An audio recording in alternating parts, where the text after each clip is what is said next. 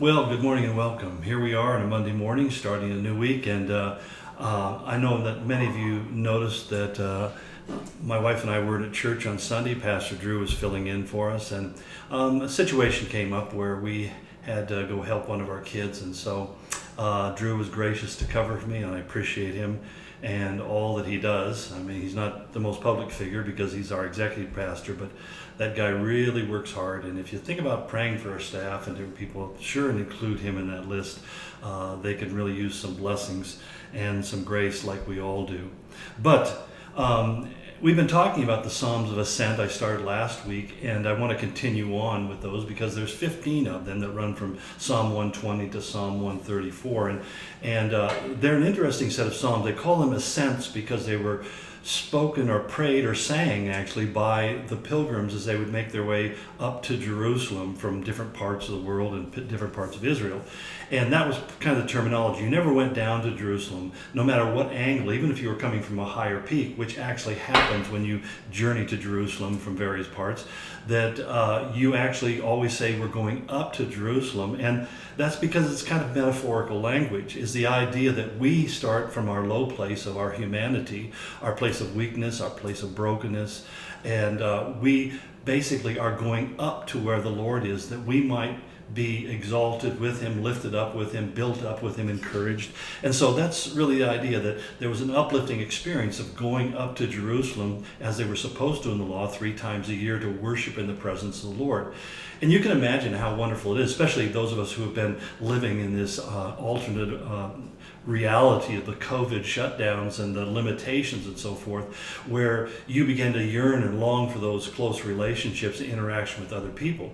I can't even begin to tell you how many people I've talked to who have said to me, I'm just very, very lonely right now.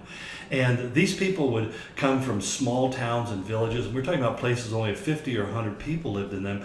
And they would journey to the great city of Jerusalem, which at that time would have had probably 30 or 40,000 people. That was a huge city for the time, with this magnificent temple right in the center of the city. The central feature was the worship of your God.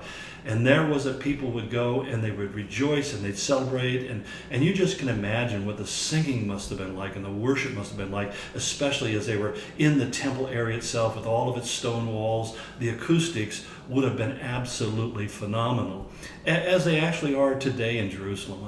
I've been in Jerusalem on Shabbat when the great yeshiva up on the Western Hill will open up, and hundreds of these rabbinical students will come arm in arm dancing down the steps towards the Western Wall. And it's really quite stunning when you listen to all the singing and the worship that's going on. It gives you a sense of what it must have been like in the days of David.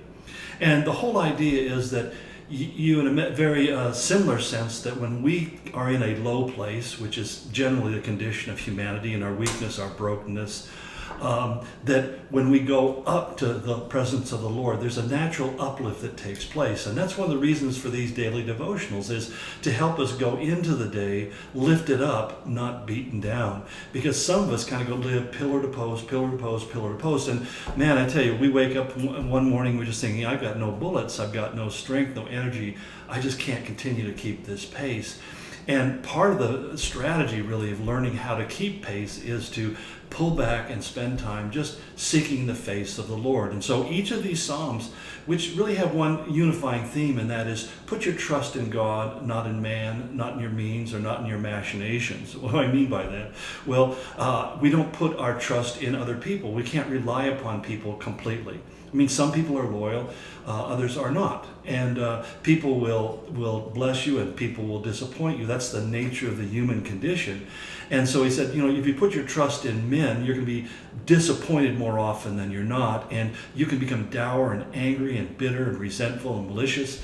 He said, don't put your trust in man. Don't put your trust in your means. I mean, the idea that I don't have to worry about anything, like the rich man who said, my barns are full and I have need of nothing. And the Lord said, thou fool, this night your soul is required of you.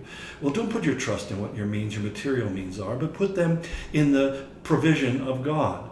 And then thirdly, we aren't to put it in our machinations, our ability to figure out, to be really clever. There's a lot of people who think, man, I just need to be clever enough and crafty enough to be able to manipulate things and get things to go where I want, and then I can be successful, and then I can be at peace. All of those things will lead us to the same conclusion, that they're never enough, that there's always going to be a feeling of a deficit. We may have a moment, as somebody said, 23 seconds or 23 minutes of feeling good about something, and then suddenly the glitter and the gloss begins to fall off, and we now have to pursue a new thing. And so what the psalmists are telling us in these Psalms of Ascent is that really the fullness of joy is not found in winning every battle or always overcoming every circumstance, but it's found in living within the light of the Lord, being lifted up and being in his presence. In fact, Psalm 124, let's read it together, reads this way. Had it not been for the Lord who was on our side, let Israel now say, had it not been for the Lord who was on our side, when men rose up against me, then they would have swallowed us up alive. When their anger was kindled against us, then the waters would have engulfed us. The stream would have swept over our souls, and then the raging waters would have swept over our soul. I mean, you get the picture here of somebody's being overwhelmed by their circumstances. And he says, when I'm in a situation like where I'm overwhelmed by my circumstances, ordinarily, I just drowned under them. And that's what we see with people who don't know the Lord, or even Christians who don't know or have the discipline to go into the presence of the Lord. They just get overwhelmed by circumstances. Now, we've all felt that. There's many times I've felt that. But when you go from day to day to day to day, and there's no break, there's no rest, there's no kind of celebration in your life, then you come to these points where you're just drained and washed out. I've been there, I know you have, and I discovered it's always for the same reasons, because I'm running from pillar to post. I'm not running into the presence of the Lord. I'm running from pillar to post, but I'm not running into the presence of the Lord. And that's what the psalmist goes on to say. He says, almost in contrast, blessed be the Lord who has not given us to be torn by their teeth. Our soul has escaped as a bird out of the snare of the trappers. The snare is broken and we have escaped. And he says, here's why. Our help is in the name of the Lord who made heaven and earth. In other words, God who made the heaven and earth, who has control over every man, every means, every machination, the God who controls all of that, who created everything out of nothing, is the God whom we appeal to in the times of our trouble. And when I do that, the Lord enters into my situation and he delivers us. We escape from the trap. We may not even know how he did it, like Peter had the angel release him from prison. We may not know how that happened, but we know that God set us free. And we just simply look up as we look back and realize God has been faithful to me.